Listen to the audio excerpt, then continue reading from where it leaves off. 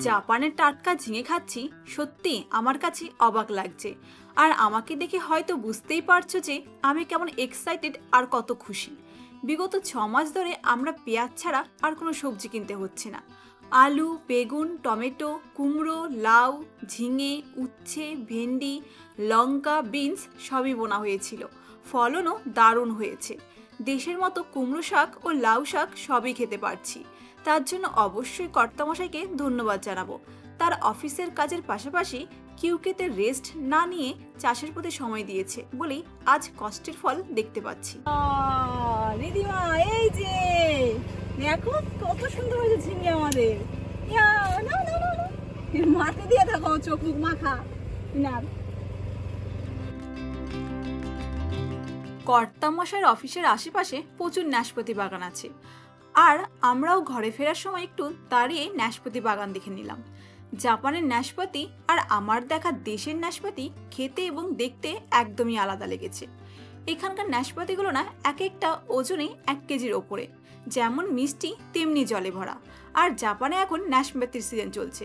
জাপানিজদের নাশপাতি কিনে তাদের আত্মীয়দের কাছে ও মিয়াগে বা গিফট হিসাবে পাঠায়। চলে এসেছি ঘরে। এখন জমির তোলা টাটকা সবজি দিয়ে রান্না বসাবো। এটা না বাঁকুড়ার কুমড়ো। বাবা মা যখন এসেছিল তখন সাথে করে বীজ এনেছিল। কাঁচা কুমড়ো রান্না করব, তাই তুলে নিয়ে এসেছি। এই দিকে দেখো আমার পাকা বুড়ির কাজ। ওই যে আমাকে দেখেছে ঝিঙের খোসা ছাড়াতে, এখন সেও ছাড়াবে। কি যে বিরক্ত করে তারই উদাহরণ। যদি হাতে লাগে হাত তো কেটে যাবে। এত পাকা হয়েছে এখন, যা দেখবে সব কপি করা শুরু করে দেবে। এই দেখো হাত থেকে নিয়ে নিচে নামিয়ে দিয়েছি, আর দেখো অবস্থা, কি কান্না। কান্না করতে করতে কলেজে নিয়েছি, অমনি ঘুমিয়ে গেছে। ঘরে নিয়ে শুয়ে দিয়ে এসেছি। যত তাড়াতাড়ি পারি কাজগুলো সেরে নিই। এখন ঝিঙে উঠছে, তাই এখন রোজ রান্নায় ঝিঙে থাকবেই। ঝিঙে খেতে আমি বেশ পছন্দ করি। আজ রান্না করব ঝিঙে আর রুই মাছের মাথা দিয়ে শুক্তো। এটা অবশ্য মায়ের রেসিপি। মা ইলিশ মাছের মাথা দিয়ে রান্না করে, দারুণ লাগে খেতে। ইলিশ মাছ তো এখন আমার কাছে নেই, আছে রুই মাছ। আজ সেটা দিয়েই করব, সাথে ভেন্ডি ভাজা। যেহেতু এখন ঝিঙে উঠছে, তাই আমার রান্নায় রোজ থাকবে ঝিঙের রেসিপি। তার মধ্যে কিছু হলো ঝিঙে বাটা, ঝিঙের বড়া, ঝিঙের ডাল, ঝিঙে দিয়ে বিভিন্ন রকম মাছের পদ। মাত্র 30 মিনিট ঘুমিয়েছে আমার মেয়ে, এই যে উঠে গেছে। ঘুমটা ভালো হয়নি তো, তাই এখন কোলও ছাড়বে না। কোলে নিয়েই সব কাজ করতে হবে। মায়েদের মুখে শুনতাম মেয়ে মানুষ নাকি তরতরিয়ে বড় হয়ে যায়। কথাটা সত্যি। এই তো কদিন আগে হামাগুড়ি দিত, আর এখন সে দৌড়ায়। কি পাকা হয়েছে, বড় হয়ে যাচ্ছে মেয়েটা। যদি পারতাম ধরে রাখতে ভালোই হতো। একটা সময় হয়তো এই ভিডিওগুলো নিজে দেখব আর ভীষণ মিস করব। পড়াশুনো বা নিজের কাজের সূত্রে কোথায় না কোথায় যেন থাকে, ঠিক নেই। এই আমি মাকে ছেড়ে কত দূরে থাকছি, ভীষণ মিস করি। মায়ের আদর, মায়ের হাতের রান্না। বিয়ের আগে না কোনো একদিন যদি রাতে না খেয়ে ঘুমিয়ে পড়তাম, তাহলে মাকে করতো ঘুম থেকে তুলে নিজের হাতে খাইয়ে দিত। মা তো মাই হয়, তার কোনো তুলনা হয় না।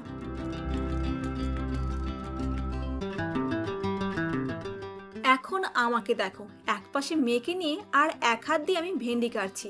এখন দিনরাত কিছুই যেন টের পাচ্ছি না। কিভাবে যে সময় কাটছে, ঘড়ির আগে আমি যেন দৌড়াচ্ছি।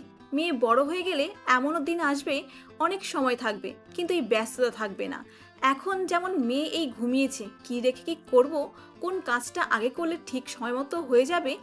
এখন ঘুম পায় কিন্তু ঘুমাতে পায় না। তার মধ্যে একা একটা লোকও নেইছে মেয়েকে তার কাছে দিয়ে একটু কাজ করবো বা ঘুমাবো। তখন হয়তো ঘুমানোর সময় থাকবে কিন্তু ঘুম থাকবে না। যারা একা থাকে তারাই একমাত্র জানে একা একটা বাচ্চা মানুষ করা কতটা কষ্টের। এইদিকে চলছে মা মেয়ের খুনসুটি। এখন না মেয়েকে খুব চোখে চোখে রাখতে হয়।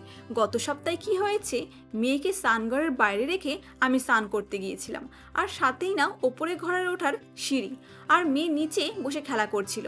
এর মধ্যে সিঁড়িতে উঠে গেছে। আমার স্নান শেষ হয়েছে এবং যেই দরজা খোলার আওয়াজ পেয়েছে, সেই আওয়াজ পেয়ে সে কী করেছে, নিচে নামতে গেছে। উঠতে শিখেছে সিঁড়িতে, কিন্তু এখন নামতে শেখেনি।